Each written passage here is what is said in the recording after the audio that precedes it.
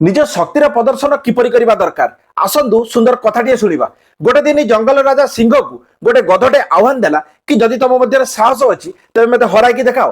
किंतु गधर यही आह्वान को सिंहटी अणदेखा कर चलीगला। आउ ए समस्त दृश्य देखुवा गोटे बिलुआटी सिंहर पाखक आसी यह पचारा कि महाराज आपण तो जंगल राजा अटंती आउ एमितिरे भी आपण बल भी अतुलनीय किंतु आपण सामान्य गोटे गधटारू हारीगले। तो बिलुआर प्रश्न शुणी सिंहटी उत्तर देला हाँ मु हारीगली। आउ यह कही सिंहटी पुणी चलने लगिला। एथिमध्य आगे छिड़ा गोटे हाथीटी सिंह को ए प्रश्न पचारा कि महाराज आपण कौन सतरे गध को डरीगले।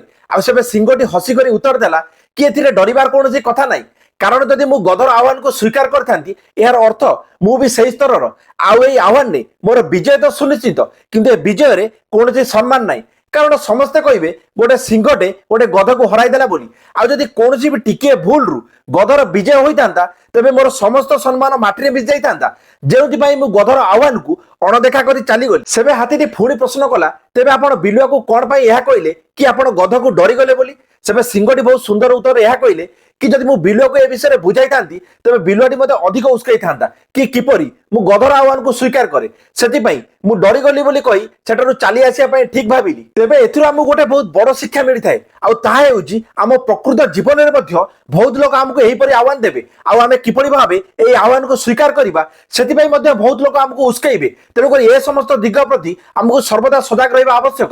तो ए वीडियो माध्यम जदि आपन किछि भी शिक्षा मिली थाए तो वीडियो को लाइक कमेंट करबा सह चैनल को सब्सक्राइब करिया पई बिल्कुल भूलिबेनी। रहउची जय जगन्नाथ।